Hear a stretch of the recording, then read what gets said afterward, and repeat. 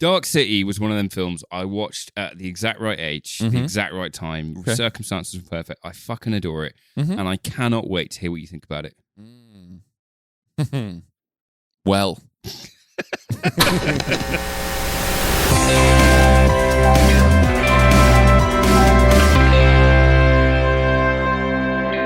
Hello, everyone. I'm Ben Groves. I'm Rob McFarlane, and welcome to the Every Movie Ever podcast. Before we get to what we're doing, let's ask the most important question. How you doing, buddy? I'm so busy, I don't have time to tell you how. Okay. How about yourself? Good. Yeah? Fine. Yeah. Well, let's sum up the show a little bit then. Critters got me thinking about films that needed remaking. Yeah. So we're going to talk about how the director of The Crow came to make Dark City his next project. Dark City, baby! This film makes no sense. We're going to get into the politics of Hollywood studios. It's all nonsense. Why this film is still beloved by thousands of people. It is stupid. And most importantly... What does it mean? What does it all mean? well, don't worry. What does it mean? Don't worry, I'm going to tell you, babe. I'm going to tell you. Okay. Now, some people haven't seen this film. They're not planning to. Good. Lots of... how dare you? How dare you? This is a fucking excellent film. I'm joking. Some people aren't going to watch it. They got busy lives. We've got busy lives. So let's just recap what the film's about. Let's just... I'm here. Act 1, 2, and 3. I've written act titles. Oh my God, you have. That way, if you've not seen the film in years and you need a refresher to know what we're talking about later, we've got you. And if you're not planning on watching it, we've got you. But consider this your spoiler warning. Ben, start us off. I'm so happy that you've put act titles in this. I'm genuinely buzzing. There you go. This has made my day. Good. Act 1. The Good. John Murdock wakes up in a hotel bathtub with no memory and finds a murdered body in the bed. We've all been there. Fleeing the scene, he discovers he's wanted for a string of killings that he has no memory of. So, relatable. As he searches for answers, he's pursued by both the police and pale telekinetic beings called the Strangers. The main one's played by Richard O Brien of Rocky Horror fame. Yeah. Or The Crystal Maze. If you've got no culture, feel bad about yourself. Absolutely Murdock begins to uncover clues about his past and realizes he possesses the same reality-altering powers as the Strangers. Sure. Sure. Act 2. The Bad. The Strangers have built the city as an experiment, constantly altering people's identities and memories while the city sleeps. Murdock learns from Dr. Schreiber, a scientist working with the Strangers, that the city is a space-bound construct with no real exit. Schreiber is played by Kiefer Sutherland, who you should know from The Lost Boys, or 24 if you've got no culture. Feel bad about yourself. Murdock's powers grow as he uncovers the truth, and he learns that Shell Beach, a place that everyone remembers but no one can get to, is in fact a total fabrication. Act 3. And my favourite title. The Stupid. There you go. The Good, the Bad, the Stupid. I like it. This is good. Captured by the Strangers, Murdock is saved by Schreiber, who implants him with knowledge instead of fake memories. Okay. Hey. Just decides that this is the thing that can happen. Anyway, Murdock defeats the Strangers' leader by having a staring competition, takes control of the city and reshapes it, creating an ocean. He does. Okay. Yeah, around the city space station. Yeah, he makes an ocean. He brings sunlight. Makes a sun. And makes Shell Beach real. Does, yeah. It's the most important thing that needs to happen right now. Yeah. He meets Emma, now called Anna, and they walk together as strangers, meeting for the first time. Yeah, because Emma, which I forgot to put in the earlier part of the breakdown, is his wife. Is his wife, who he is supposed to remember but doesn't. Yeah. And she remembers him because he had his memories put in wrong. Sure. By the Strangers who are controlling everyone's memories. Some people's memories. But yeah, we'll get into it. Yeah. We'll get into it. Okay, I've seen The Crow. Yeah. And it was unequivally amazing. Directed by Alex Proyas. Same director, same everything. You were like, oh, dude, Alex Proyas, The Crow. I'm like, yeah, fucking yes. Yeah. Sign me up, buddy. You were like, Dark City. I'm like, never heard of it. Yeah. But I'm excited. Right. I was confused. I watched this a couple times and it doesn't get easier to understand. Hear me out. Right. I need to say this top of the show.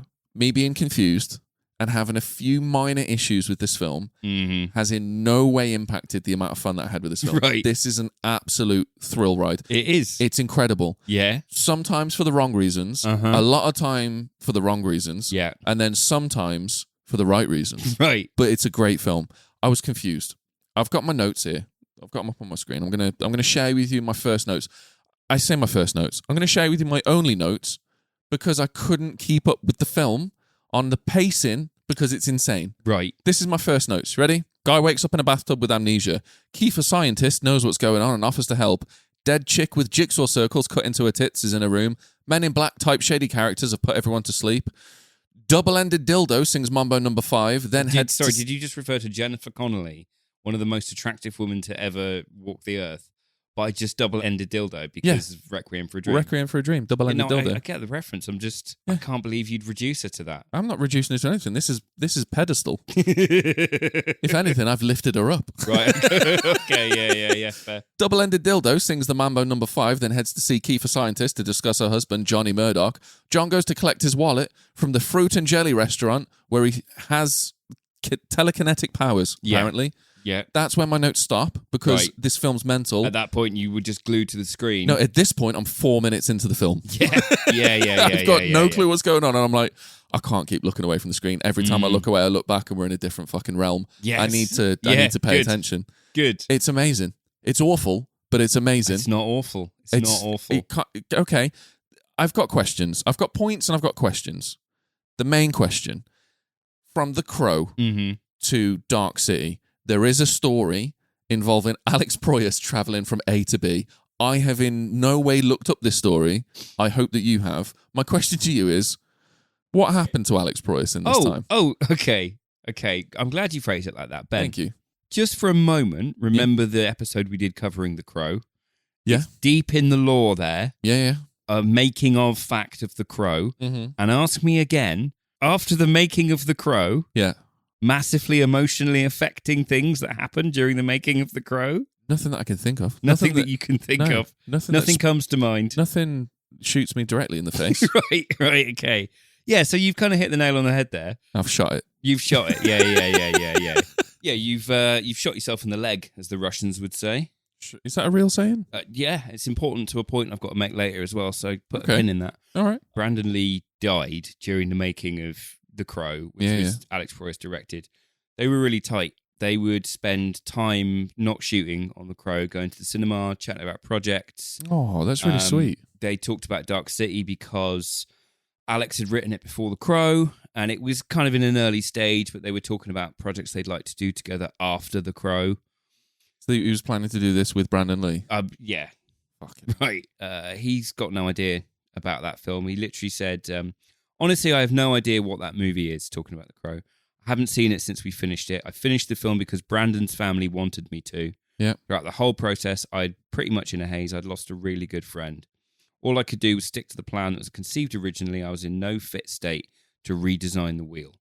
So his big project with his mate, it's all gone really well. His mates died because of something that happened on a film that he was in charge of, right? Jesus. Takes a bit of time, gets a bit, and goes, okay, well, let's make that film then.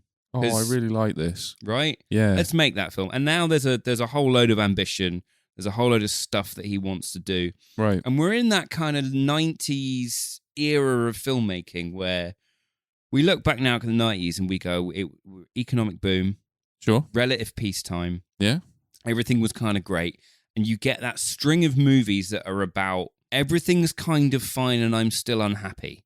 Fight Club, Office Space, right? Yeah, you also get a bunch of movies where everyone's questioning the nature of reality. And it makes me think that, like, when everything's going well, everyone's like, am I real? Yeah, no, is this real? It's 100% that, because I think there's fundamentally existential dread Yeah. only really kicks in when there's not a real threat, right? Right. If everything in your life that you say is making you unhappy gets fixed and you're still unhappy, the issue is you. The issue is you, and you have to start looking inward, which is what we sort of started to do socially in the 90s. You get Nirvana, you get Nine Inch Nails. Everything was kind of mint. We were in a period of massive plenty. You say that. The Wonder Stuff were a thing. Okay, there were still issues, major issues. Okay. But I feel like this kind of, everyone's talking about, is this all there is? Am I supposed to just consume, go shopping, and work at my office job? Was I put on this earth to use ancient dinosaur mud to Right. power a car, to drive to an office to pay for the car. Whereas now we're like, oh my God, the world's going to blow up and everything's on fire. Yeah. Right? So Every we don't really week have there's a new time war. to do... We can't use a bin without having an existential crisis about the harm we're doing by not putting it in the right colour bin. Yeah. There's a lot of time wasted where yeah.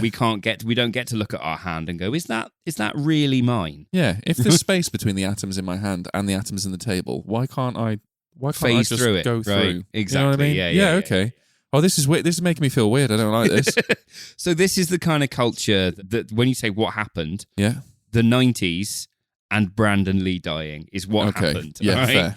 No, I get it. This film makes more sense now. Right, And good. I feel like it's gone up a point in my rating because of this. I feel like as the show goes on, Yeah. I'm going to slowly peel back these layers of resentment Okay. until I hit hard bedrock of it's just not for me.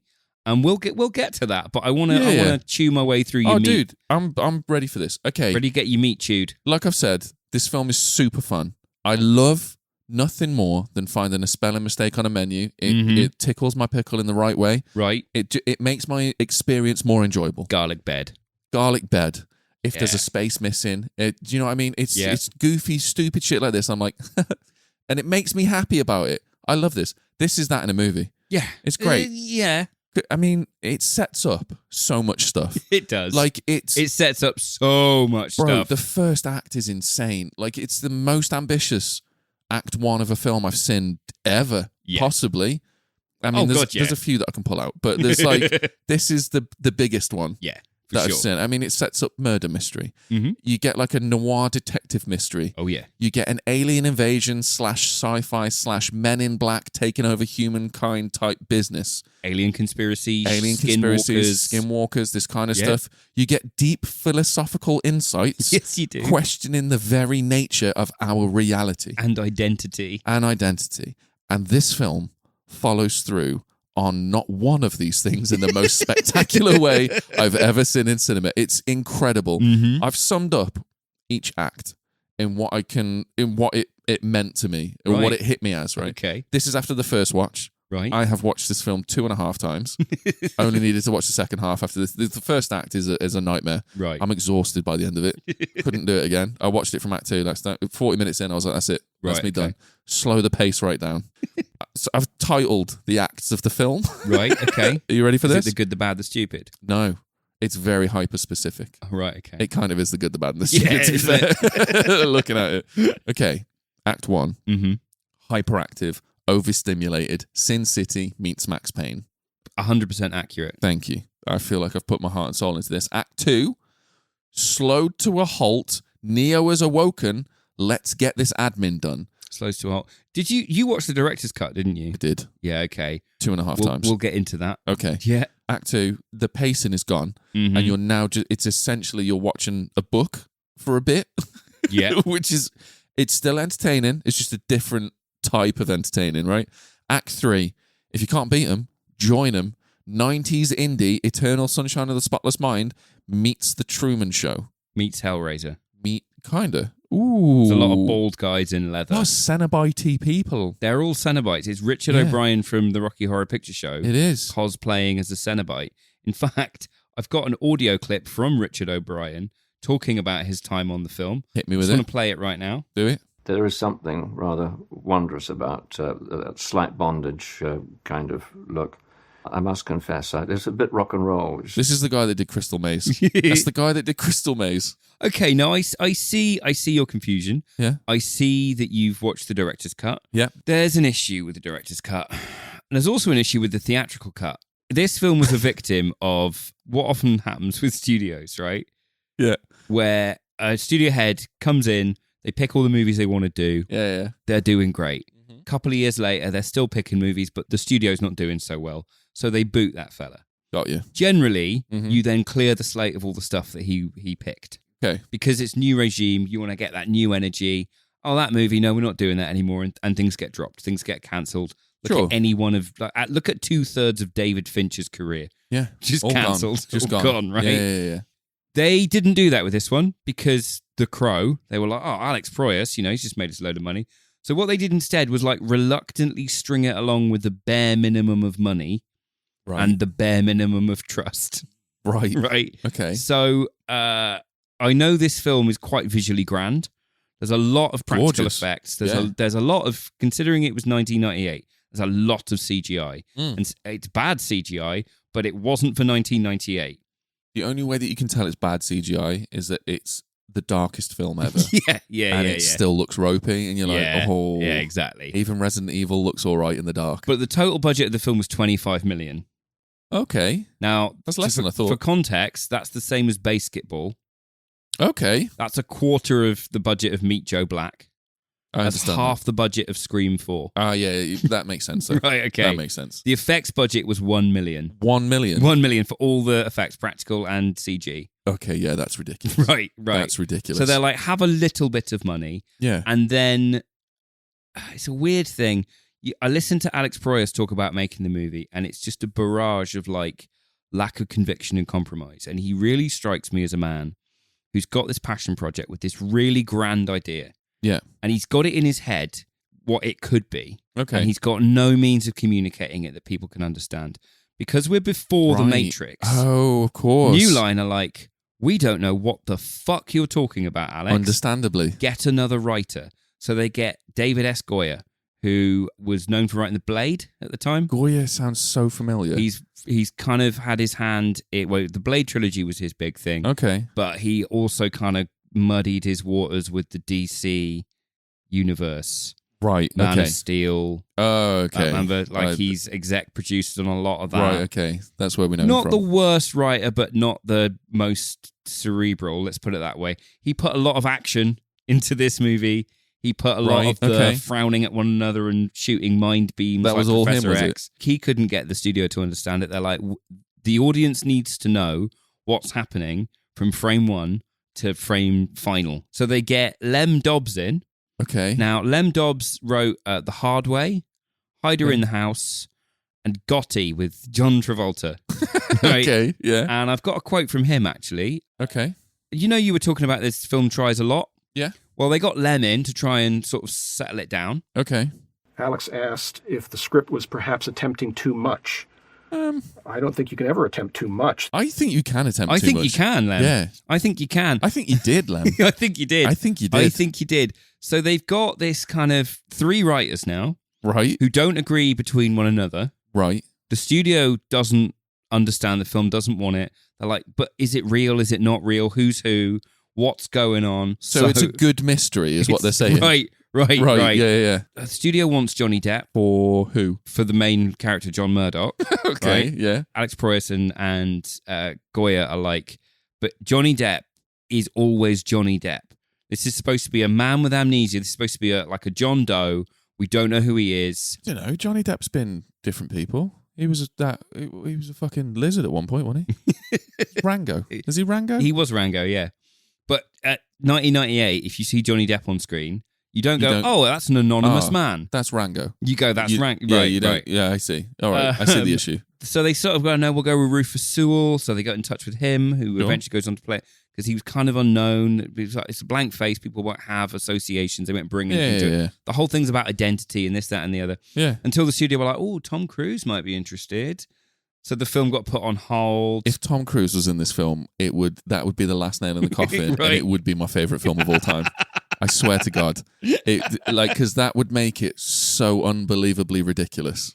But I think it's just Alex Proyas has got a passion project that he needs to do for emotional reasons. Okay, yeah, it's a of really course. grand project that needed a lot longer in the oven, writing-wise. Yeah. A studio that understood it and believed in it didn't focus, because this was focus group to hell. And every time there was like 20% of the audience that didn't get it, they'd go, you need to make it simpler. So there'd be another round of rewrite. The idea, and then the rewatchability of it, right. I'd want to understand the mystery. So for the theatrical release, they forced him to put a bit of narration in the opening seconds of the film, in which Kiefer Sutherland sits there and goes, the strangers, they came from before time and space. They change our memories. Literally gives away all of the plot up until about the end of Act 2 in an opening monologue before the film starts. Well, I'm sorry, what? Right. Very first thing, before we see anything, Kiefer Sutherland explains the entire mystery. Yeah. And then you get into the, who am I? Yes. But the mystery's been what spoiled is going on? Who are these mysterious people? But Kiefer Scientist has just explained it all to you. Kiefer Scientist explains it all. Right. Which is why there's a couple of reasons this movie fell flat on its face. That's a big part of them. Yeah, I can imagine. Right. It's the sled he had as a child. Rosebud. Oh, yeah. Less, Yeah. less Jesus compelling. Christ. So then the director's cut, which is the one you watched by the sounds of it, Yeah. Alex Proyas went the other way. Went way too far the And other went way. way too far the other way. Yeah, and went, yeah. I'm not going to explain anything. I'm going to have massive exposition dumps in Act 2. Yeah. And I'm going to up the weirdness and try and make it kind of interesting and mysterious again. It's like, Right. dude, we're in 2008 now. Like, no one... Yeah. No one's wondering how you got the rabbit out of that hat anymore, dude. Like, right? We've seen The Matrix, buddy. Right. Yeah. Okay. I'm kind of understanding a little bit more about Proyas and why he made it and how it got to where it is. It makes more sense now. And I Right. feel like I'm a little bit more forgiving towards it. And it feels like all of the things all of the ingredients he reached for this salad Yeah. are great ingredients. Amazing ingredients. Yeah. But it sounds like he was reaching for an onion and someone gave him onion powder. Yeah. And he was reaching for a clove of garlic and someone Yeah, gave yeah. him garlic. Yeah. You know what I mean? And he's like, I can have some lettuce. They're like, you can have rocket. We've got a bit of spinach. Yeah, we We've get got that. a bit of spinach. But it's been Will that cooked. work? It's wilted. Yeah. Will it work? Yeah. It's got to work. And Enjoy it it. has to work because you're halfway through this film. Yeah. Also, Tom Cruise might come in to cut the chicken, and you're like, "Oh, fucking hell, go on then."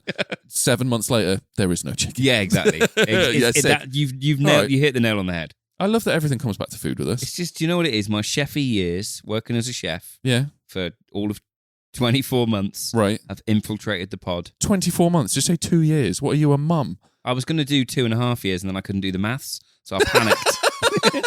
I panicked. It's like the other day when I said Nicaragua, So right. because you just said quickly. you said name a random country, Yeah. and my brain just came up with that, and I'd only Sure. ever read it, so I just said it out of panic. Right. Yeah. That's one thing. Not being able to add up 24 and 6 is another thing. Yeah. We should probably talk about that later. Just a brief catch Oh, up. I'm word dyslexic, so it's fine. Oh, yeah, I'm sorry. 20. Unlike you number dyslexics, you filth. All right? Yeah, all right. Fucking high Do you horse. want me to start putting all the numbers in yellow for you? I'd love that. On the sheet. I'd just love so you that. know. Yeah. Or Sick. just do them as check marks. Oh, yeah. Yeah. There you go. Then I can count. Back to this film. I'm gonna bring up something that confused me a little bit. This entire film is based on every person that's been abducted by the strangers. Okay, I see where you've gotten confused. So they're aliens, Yes. and they swap memories. That's not an issue for me. Okay. My issue is that we see the strangers Yeah. and Kiefer Scientist changing people's memories with an injection, right? Yeah, they get a needle and they slam it between the eyes of the It's the in their person, forehead. and they which- squeeze in a juice. Yeah, and it memory juice. Yeah, so into their forehead. Yeah. It's a hypodermic needle to the forehead. With a drill bit on the end. Yeah. Sure. Yeah. Kiefer then goes on to explain in this film, during a scene on the river where the main characters are going to the beach. That sounds made up, but it's 100% real. Kiefer gives us an entire exposition dump that renders the first act mysteries weak, feeble, and almost pointless. Yeah. right. Yeah. It's a poor resolution. It's odd, and he explains that they change memories every night, and it's this, that, and the other. We see certain cuts of it every now and then. Yeah. My issue lies in this: we see certain people have their memories changed. Yeah. We see like 5 or 6 people. There's one scene that screams to me where we see a couple of very poor people. Yeah. It's in like a you and flat. the missus in a flat Exactly. doing And your then poor people things. doing poor people things, and then they eating put them beans. to sleep. They put They- memory juice in them, memory and then juice in them. they magic the house into a rich person's house, Yes. and then they wake up and they're talking rich people. So you stuff. know this scene. Now my issue is Right? those poor people had neighbours. Mm-hmm. Those poor people had friends, and Right. family, and they had, I'm assuming, unemployment centres to go to, checks to cash, stuff to do, just day-to-day life. Because these scientific experiments that the strangers are doing are insanely specific. They're like, we're going to make this person poor, but also give them an entire backstory to let them play out. Now, you're going to be interacting with people. Yeah. You're going to have acquaintances. You're going to have people that you go drinking with at the bar. And they go, oh, you've won the lottery. You woke up one day and you're no longer poor or Yeah. that name and you live in a mansion. Yeah. People are going to know. Okay. Unless you change every single person's no. memory ever.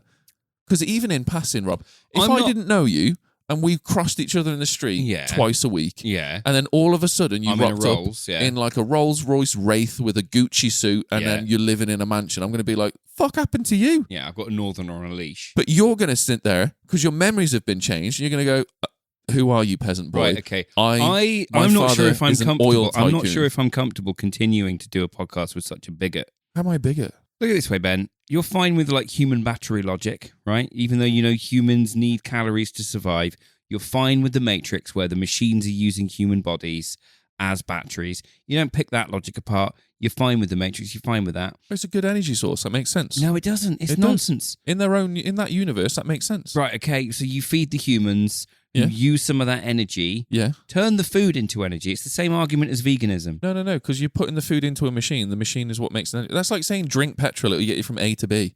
The Right. car, the All I'm machine saying is you don't needing to question drink the petrol. Matrix because it's got Carrie-Anne Moss and PVC. The second you put Richard O'Brien in leather, you choke on it. Arguably, I'm more attracted to. Richard O'Brien than Yeah. Harry. That's bizarre. Is it? Okay. Crystal Maze was a big part of my life, Okay, buddy. is that what it is? Yeah. Right, okay. Big part of your life. Yeah. That TV was sticky at 5 o'clock. I mean, sometimes. You know, okay. No, I just think it's Matrix is coding, this is magic, all right? And both are equally soft laws. I get that, but they set it up But with to this be this one, thing. with this one, you're like, oh no, because it's men.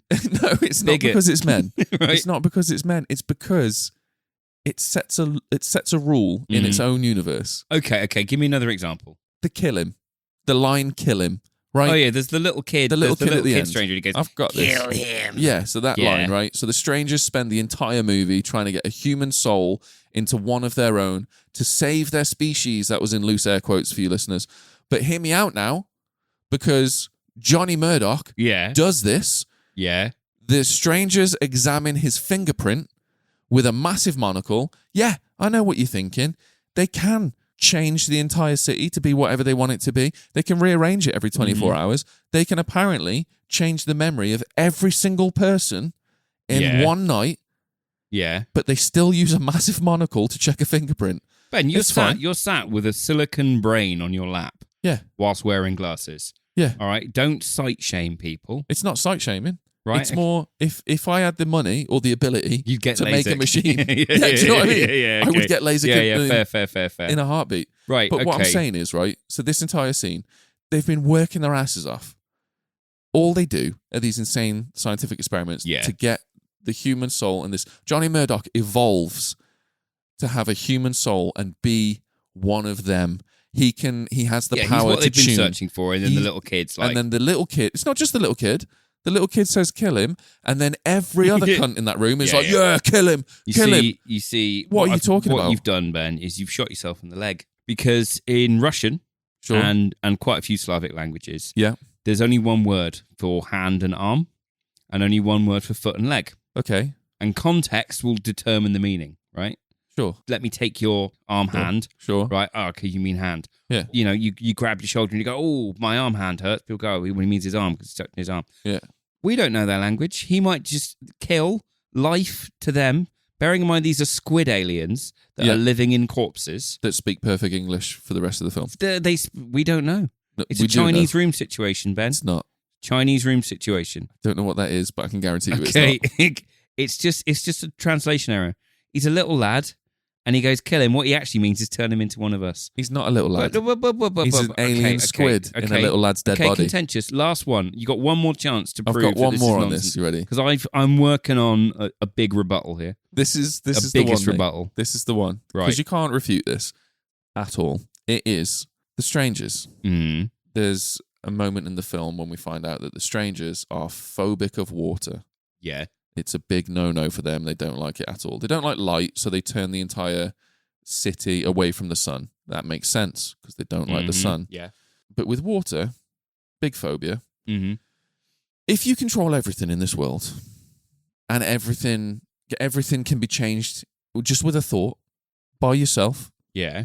why do you program rivers into your world famously full of water? Why would you have that there? Right. Why Canals, but it's fine. are there swimming pools? Right. Because there's swimming pools in there, that's coded in. Super Someone's easy. thought that up and it's put it in there, that's fine. And why the fuck is this dark city always covered in puddles like it's just been raining for hours? If, like, all the streets are wet.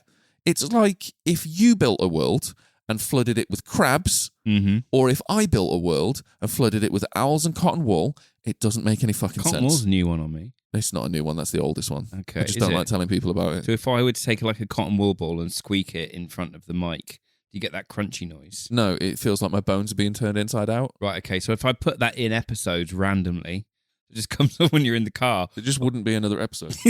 Exactly. No, I'd that's the thing. upload a 7-minute episode of me covering the B movie and then just have a massive fuck you at the end of it. For new listeners, Ben and I have decided that the last movie we'll ever cover Is the B movie. because we're going to do them all, but Yeah. when we get to the last one, we're saving the B movie till last because Ben loves B movies. Look, you bring up a good point with the rain, The water phobia. It doesn't Right, make okay. sense to me. Like, why you're in control. but Why are you once doing it? again, I've got you. Come on. Think about when you're back in school. Yeah, Mhm. it's one of the first things you learn in geography or science: the water cycle. Right. Rain leads to rivers, leads to the sea. Right. Right? It's a cycle of renewal. In Dark City, we have rain all the time, Right. but no sea because the natural order is broken. Right. Shell Beach is a place that all inhabitants remember but cannot reach. Is that like longing for the natural, unmanipulated world. And it symbolizes the sort of innate human desire for that natural cycle, right? The beacon of hope Okay. that one day I will be different to this because I will grow, I will move through a cycle. I won't be randomly moved about, right? Okay. People should be dying. Life should be moving forward. We should be living as part of a cycle, but we're not. People are swapped around, kept in place. It's always raining, Right. but they never return to the sea. They're kept in a permanent state of rain. And to back this point up, this sort of subtextual point about the human soul and its need to live in a natural cycle, William Hurt asked why, if the strangers had a fear of water, would the streets be wet all the time? Mm-hmm. Alex replied, my response to that, of course, was, well, because it looks cool, which I don't think was a great answer. Fucking hell. Right. It's the rule of cool, Ben. Okay. It's an industrial 1940s anachronistic time thing. The swimming pool, Yeah. I'm going to argue, if you've got a little human pet that you need to keep on side, Right. he needs his little hamster cage where he can feel safe. You build him a little swimming pool and you go, Sure. don't worry, mate. If you feel a little bit worried, Yeah. go to the swimming pool. Yeah. Yeah. Okay. And he cool. can sit there and go, I'm in my pool, I'm safe. He's gotten something out of it. He's got Yeah. his little nest. The only issue is now is that pool's full of crabs and you can't go there, so he can get up to all sorts of menaces. I can still gun him. Make it I can gun him from a distance. No, you can't.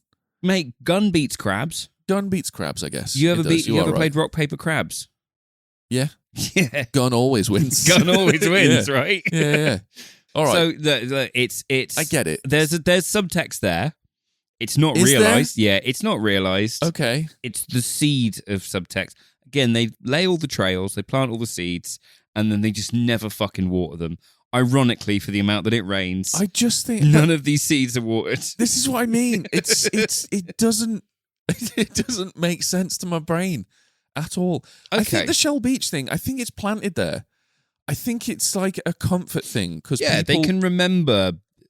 You can't have that environment, Yeah. but you can give people the memory of that environment. So they think it's there. They think it's an option. This It's is the what I mean. illusion of choice. Make it a fucking theme park. Make Yeah. it anything fun. Yeah. And a day off, bank holiday weekend. There you go. That's a good memory. Bank holiday coming up next week. I'll be like, God, yeah. Because at work at the moment, I've started this month. Yeah. I've got a certain target of videos to Yeah. get done every week. And it feels like every week is a 4-day week. It's a 5-day workload on a Yeah, 4-day yeah. week. And I'm like, bank holidays are rubbish. Now Hate 'em. imagine you were on top of your quota and you're like, God, I've been working for 2 months now. I could really do with a bank holiday. And the strangers have put a billboard up reminding you that it's bank holiday. How good are you going to feel? Yeah. Now, picture you're terrified of bank holiday Mondays. Would you still put that fucking billboard up for your little pet in his hamster cage? This is the point. It's Okay, but look, dude, no. There's questionable choices that the strangers make. Now, this isn't for me to say that I understand why, because I don't fully understand Yeah, but, the laws in this universe. Yeah, I get that. And here's my question. Okay. You love Godzilla, Where is this going? right? You love Godzilla. I do. I love Godzilla. Godzilla as a creature Yes. cannot exist on the planet because the reason elephants and giant tree sloths and T-Rexes and all these kind of things had a maximum size. It's because the amount of volume that you need to get to that height places too much strain on a heart, because at a certain level, meat just can't move fluid around a thing that big, right? I understand. The heart can't contract and move stuff around. Yeah. Bones can't grow Okay. to support that much weight on those knees, right? So I can look at Godzilla and I can go, it's not real, mate. Yeah, it's not real, but nonsense. But it pays attention to its I own laws. I don't then start picking apart all of the... This is the thing I do. You Even do. with Godzilla. Pick everything apart. Godzilla, it's my favourite thing. I just want to understand the rules, Rob. Right. I like living by the rules. It's a good But your thing to be favourite doing. films are the ones where the rules are disrespected. No, unless it's absolutely one not. I like, and then you're like, do you know what's the shittest thing in the world is? Hear me out. The rules are always respected. Godzilla, nuclear knees, that shit Right. can be held up by everything. Right, okay. And in one of the films, his heart stops completely, gets a bit of nuclear in him, he's back to it. Right. He's all right. That's nuclear powered. That's just good energy. Right. I think we should invest in nuclear. You know what I mean? The problem that I have is I brought up Godzilla when what I really need to bring up was the gorge. The gorge is even better. It's nonsense. The gorge is even better. It's nonsense. It sets up rules. Yeah. It follows none of them. It follows all of them. It follows none of them. All of the rules in the gorge are followed. It's east and west working together. There's a few anomalies that occur, and I'll agree with you. There are a few anomalies that occur, Right. but everything that happens in universe for a reason. And Miles Teller gets his foot crushed by a Jeep and he walks on it like nothing he has climbs up a happened. cliff immediately after. Yeah. That's just good American Oh, bones is it right nuclear there. knees? That's Is good nuclear- American bones. Right, that okay, is. right, That's okay. milk. That's milk. That's American dairy right there, buddy. Okay, fair. This is just good. It's Tammy just, and the T-Rex. oh, don't even get me started. That's the perfect film. Right. I don't see how this is different from Tammy and the T-Rex. No T-Rex. No Tammy. You've got Richard O'Brien in bondage gear walking around with Jennifer Connelly. Yeah. You got a little goth kid going, kill him. Yeah. You got Rufus Sewell. Yeah. Okay. Right. Yeah. From Old, who I didn't realise. From A Knight's Tale. Come on, mint film. Come on. Old. Oh, He plays a mental doctor in Old. It's incredible. how It's can incredible. you like old and not like this? Like, this is a smorgasbord of like beautiful imagery and references, and Dude. it's got beautiful things. What can you not like about this film? Setting up the rules, Mm-hmm. following the rules. I am more than happy to suspend belief, right? Right. I can live in a world of suspended belief for as long as need be, as long as that world also lives in that suspended belief Yes. without moving goalposts too much. Fair. A little bit I'm fine with. If we look at Ghostbusters, Mm-hmm. I'm in a universe where ghosts are real. Yeah. Everything that's just an accepted fact Yeah. now. The science behind that is well fleshed out enough, not explained in the amount of detail where it Yeah. can be like critically pulled apart, but it's explained to a point where I can trust that the film knows exactly what these instruments are doing and how they Yeah. work, right? Yeah. It's very clear about small private businesses should be allowed to do whatever they want, and the Environmental Protection Agency can't do anything about it For the greater good. because This is it. The small businessman is more important than the environment. Yes. I mean, the general But climate change, it's a lie. general Republicans people, are great. Yes. general The public is Ghostbusters. better. Yeah. Yeah. As long as your product sells, morality doesn't matter, and you I like should not this be look regulated. on you. This whole pro-government look on you is great. Yeah, Right, it's yeah, amazing. yeah.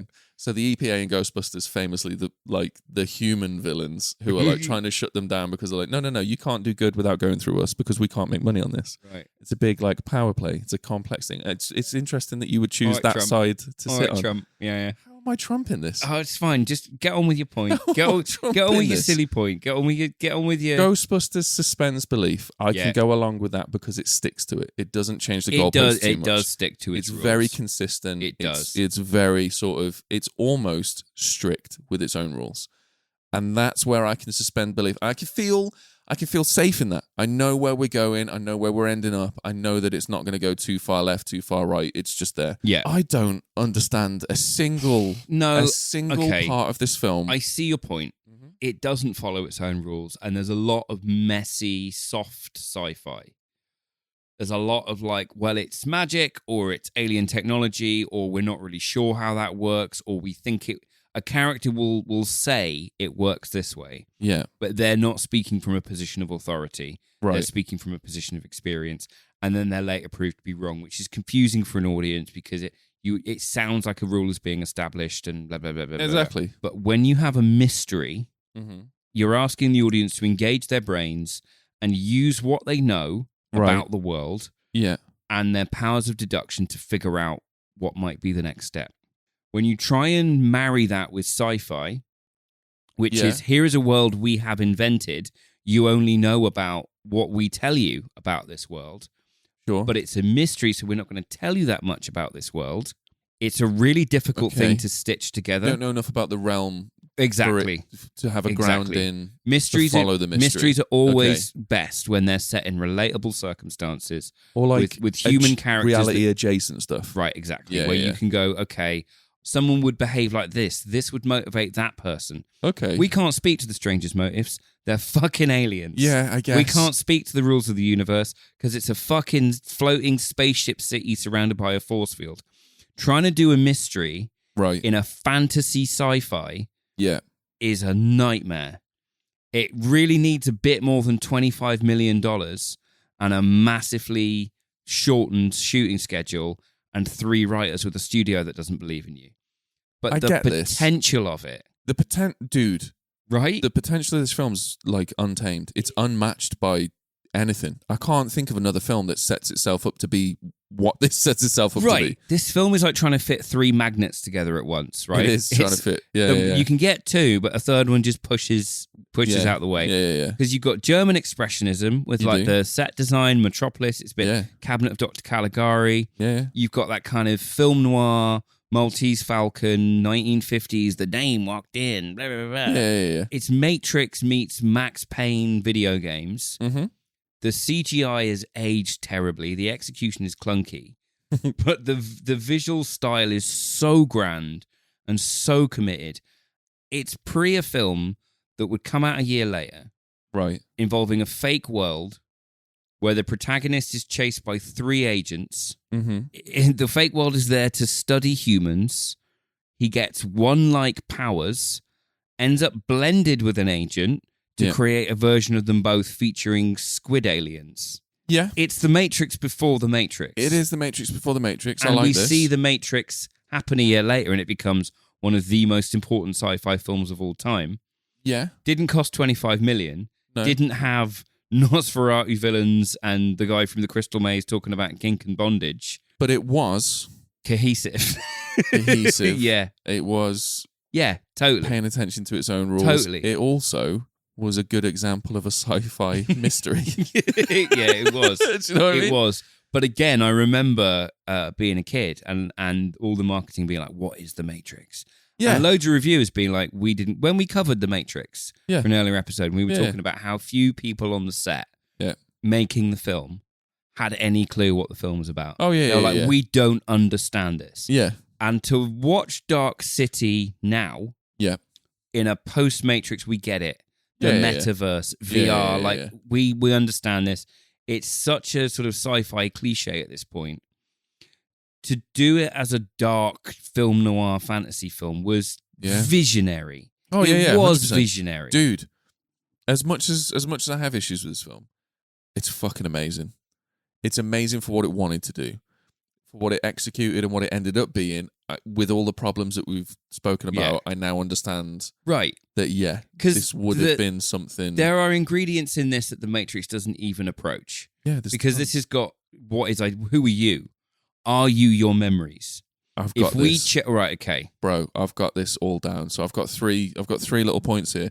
This is a new segment that I'm bringing to the show. Oh yeah, new seggy. It's going to be, it's just going to touch on like themes that the film touches on, but it never really elaborates on. I'm going to call the seggy could have. Right, okay.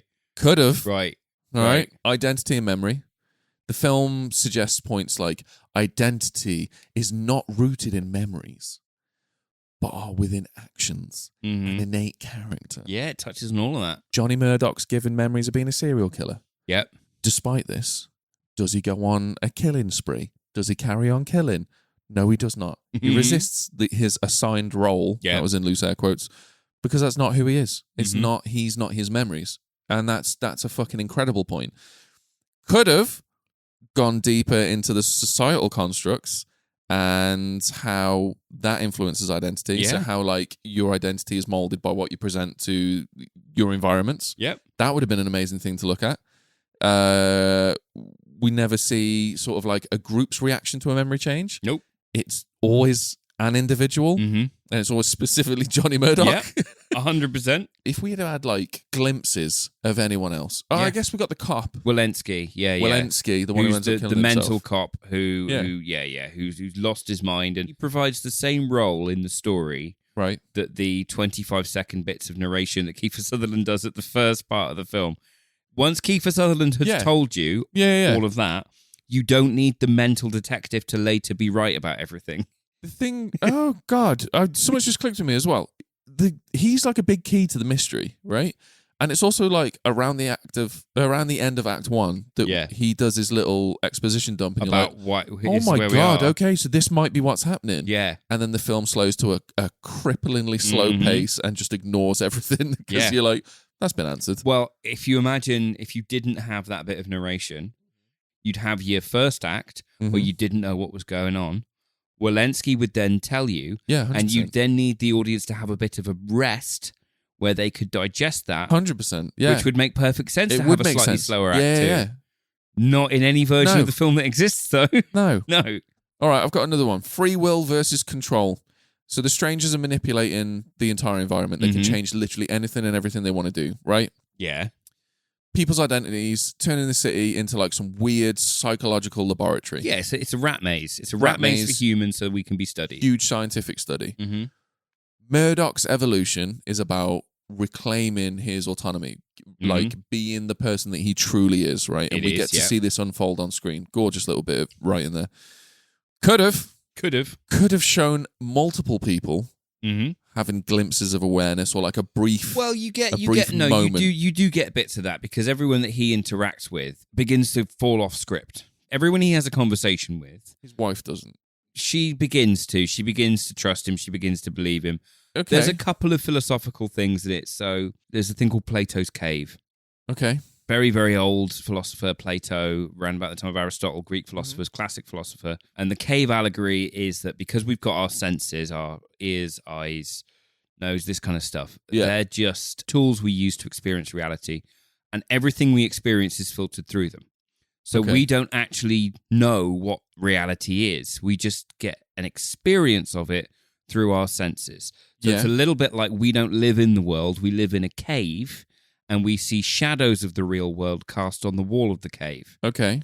And so we think the world is made of shadows and light. Got you. But we don't know what it is. We're limited by the mouth of that cave, which is 100% this film being like, you don't know, you only know what you see with this kind of thing. There's a Bertrand Russell philosophy called Last Thursdayism, which is about we kind of assume that the world has a certain age, but it could have all been created last Thursday. We can't demonstrate that it wasn't created to look older. Yeah. That's all great stuff. My next point on reality and perception, all of that shit was a great answer to if you'd have given me a minute. We're tight. We're tight. Given me 1 minute. I'm sorry. But no, you have summed it up. So it does go into reality and perception. But it does more than this though. It challenges the human perception of what's happening around. Like, is what's happening to me the same as you? Yeah. Is what's happening to us the same as what's happening on the other side of the globe? Am I me or am I my memories? Exactly. Am I me or am I what people think of me? Right. Am I just what people perceive? Yeah. Is that the same as what I feel I am? Mm-hmm. Does that matter? All of this stuff plays into it. And it's all there enough that critics loved this film. There's a huge number of critics that thought this was brilliant. And I thought it was brilliant when I watched it because I was early teens. I was really interested in all that kind of stuff we've just been talking about. Yeah. I was having my moment to be like, oh my God, am I real? Is this real? Mm-hmm. Maybe no one will fuck me because I'm not real. Sure. So I found it at the right time in the right place. And it feels like a movie that, given a little bit more time in the blender, or maybe a little bit less time in the blender, either or would have been fine. It would have been great because it's got the exactly wrong amount of madness. Yeah. If it had been a bit madder, it would have been visionary. Yeah. Yeah, it would have been right like a up there. David Lynch It would have. Dune, right? Yeah. If it had been a bit less mad, Mm-hmm. it would have been a fun blockbuster. Yeah. But it's none of those things. It's in this horrible halfway house of having really interesting stuff Yeah. that goes nowhere Yeah. and really boring stuff that doesn't need to be there. I think it's just confused. It's just a bit confused. It's confused. I mean, it didn't do well. It was put on hold for a very long time because Titanic came out. So they Sure. did a lot of promotion. It got an R rating, which R rating Yeah. for what? What's in the film that's R rated? There's a bit of Melissa George's titty. Sure. There's a lot of murder of women. I mean, there's There's two. a lot of needles in their head. Fuck off. None of this is R rated stuff. It's a 15 But at David best. S. Goyer would agree with you.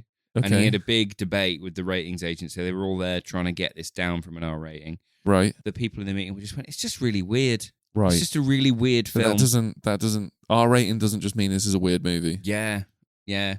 So they ended up having to market it as a horror Right.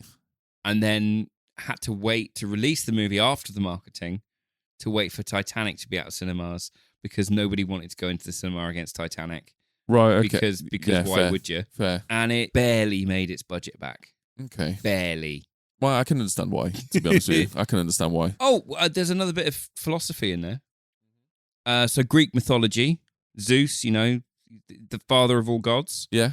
John Murdock, he gets the tuning powers. He defeats the bad guys. Yeah.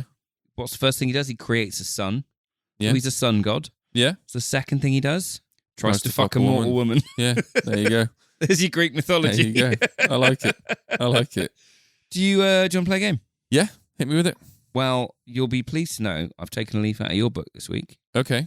I have Googled the name of the film, Go on. followed by quiz, Nice. and gotten a 10-question quiz Oh, God, that I I've love not these. read.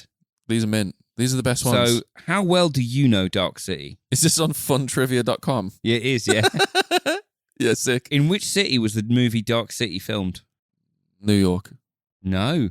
Sydney, Australia, on sound stages, Okay. large parts of which were then immediately used for the next film coming in, Yeah. The Matrix. Oh, sick.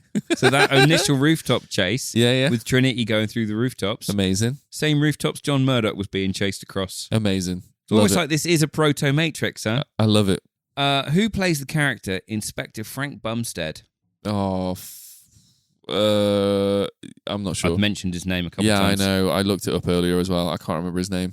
It's William Hurt. William Hurt. Bonus question, there's only internet points in it for this. Go on. Is he related to John Hurt from Alien? No. Correct. Have all the internet points. Thank you. Now, this is a difficult one. Go 'cause on. We've not really talked about this. Yeah. What's the name of the mythical place that John Murdock searches for throughout the movie? Shell Beach. Shell Beach. Shell Beach. Yeah. Okay. I feel like you'd only need to watch the trailer to know that. Yep. Is Dark City located on Earth? No. No. What train does John Murdock try to catch in an effort to get to Shell Beach? The Express. The Express. Only two left. You ready for this? Yeah. Why are the strangers so intent on capturing John Murdock? For his soul, because he can tune. Because he can tune. Okay. The other answers were he's the next step in human evolution, Right. or he represents a grave danger to the strangers, or all answers are correct. All So, answers are correct. Yeah. Yeah. what is the eventual fate of Inspector Bumstead? Gets thrown out into space. He does, yeah. He falls off the city and disappears into space. Shall we find out your score? Go on. A perfect score. There you go. Nice job. I mean, I didn't know William Hurt's name. We got there, though. We did it Yeah, that's together. We fine. did it as mates. That's fine. You know? All right. Yeah, I'm in. Comment corner. I've got some Spotify comments Yep. because I have ignored them for too long. Sorry about this. So I got one from Matt Bolton on our Critters episode. Oh. He says, "Fur flies and fuckers die." That would have been a great act title. That's a great Act 3 title. It's a Because great Act 3 we had a title debate about where what it you would be. went I got fur lazy. flies and Some shit. I can't remember. fur flies and people die. No, I don't even remember No. what it was. it was memorable. Let me have a look. We've got Ag Fox commented on our Tammy and the T-Rex episode. She did. She said Tammy Fanny, and I hate Tammy Fanny. I hate that He? that's a She? thing that people do. They They. said Tammy Fanny. They said There you go. I hate that that's a thing that people say now. I love it. I course love you it. do. That's gonna. I want that on my tombstone. Well, speaking of things you want on your tombstone, can I do the last one? Go for it. Andrea got in touch and just said, Crap podcast. Crap podcast. There you go. Yeah. There you go. That's Good what we wanted. times. That's what we wanted. We try hard to get that. Yeah. I feel like we put a lot of effort to we get asked in that feedback. a bunch of people for this. Zachary on our Roadhouse episode says, tuned in expecting my favourite film, Scott Pilgrim, but fully here for this throwback. Love how Rob immediately jumped on board with this crazy theory when he realised how much it meant to his good pal Ben. Not me crying on my way to work. Welcome to Midlands, Rob. Keep up the great work. Zachary, thank you, you beautiful bastard. What a lovely thing. Lovely. Thank you, Absolutely babe. lovely. Mint. We got one more thing that we need to say before we start wrapping the show this is up. an important one. Important. It's brace yourselves. Our very, very dear friend John at the Boardroom Gaming Cafe. It's his birthday. It is his birthday. It's his birthday, so happy birthday, buddy. Happy birthday, John. Thank you for everything. You are an absolute diamond. Love you wholeheartedly. The things you do, not just for us, being mates and all this stuff, but the stuff you do for everyone and the stuff that you guys do at the Boardroom Gaming Cafe is insane. We love you for it. Thank you very much. It's a very, very short list of people that I can say very, very grateful to have met with no reservations. John's on that list all day, every day. He's incredible. He's a rare specimen of a The human. Boardroom gang are all mint and eternal love. What are you rating Dark City? 5. 5? 5 out of 10. Yeah. It's passable. It's a fun watch to go. What's happening? I feel like I don't know the 5 points. It's based on this episode. I don't know the 5 points you've given it. Okay, so the 5 points I've given it are it sets itself up to be this insane movie, right? The premise of the film itself is fucking mind-bending. Yeah. The way that it executes Act 1 and to a certain point Act 3 is monumental. It's an incredible feat. It's an incredible try at doing something that would have truly been 1000% groundbreaking. This would have changed cinema forever if it had just happened the way that it was supposed to. Yeah. If it had just done what it was supposed to do, If it had Brandon Lee and a load of money. This would have changed cinema forever. And for Yeah. that, 5 points. Also, it gets 5 points because as much as I've been like, it doesn't make sense. Yeah. It blows my brain a little bit. Why is this happening? That shit's fun. That's so fun to watch a film for. Right. I live on B movies. That's my bread and butter. Fair. How about you? It's a fat 10. Fuck off. And I'll tell you for why now. Fuck off. I'll tell you for why now. This is going to be a one-time rating. Go on. I'd much rather sit and watch a swing and a miss at something truly interesting Okay. than watch somebody ably achieve something fine. Okay. Because the ingredients here, the idea is mint, and it comes back to, I got the idea to cover this from Critters when we were talking about films that needed a remake that really kind of gelled together, and it got me thinking, why are we remaking good films that had good execution? I'm with we you. should remake great ideas with bad execution, and this for me is the number one candidate I can think of a film that would do fantastically with like a Chris Nolan remake. Yeah. Right? I'm not going to argue. That sounds great. I'd watch a remake of this. It's a fat 10. Okay. It's a fat 10 because it tried and because I watched it at the right time. Fair. I can appreciate that, buddy. I can appreciate that. But that's it. Unfortunately, we're at the end of the show. We love you all dearly. Thank you so fucking much for hanging out with us. It's been an absolute pleasure. Your support means the fucking world to us. It really does. Now go tell your friends how much fun it is in here. Get them in. If you see something of ours on social media, sharing it to your story, even if you've got 2 friends on there, makes the algorithm think that our stuff's shareable and it shows us to more people. It does. So please do that. Same with comments, all that kind of stuff. Ben is going to thank you for spending an hour of your week with us. Yeah. Especially at the start of the week. We know a lot of you listen on a Monday. By wrapping up the thoughts, themes, and feelings. Every thought that this film has, Ben is going to wrap up into a really concise, motivational pep talk. Yeah. While I just tell you to do what Dark City and the rest of society always tell you to do, and that's just consume. Listen, you gain godlike powers. You can manipulate physical matter. You can change the world around you. Take a leaf out of Dark City's book, right? You can have an introspective journey, and you can end it on like on a powerful. Oh, is this really me? Do I change the world for the better? Or you do what this film did do, and you go, I'm an all-powerful god. See my power. It's a masturbatory fantasy. I'ma go fuck this woman. See yous later. See yous later. Fucking hell, mate. Do you want to make that any longer? I was trying And to he pause a died. little bit longer. You know what I mean? Jesus Christ. That was my last cut of, by the way.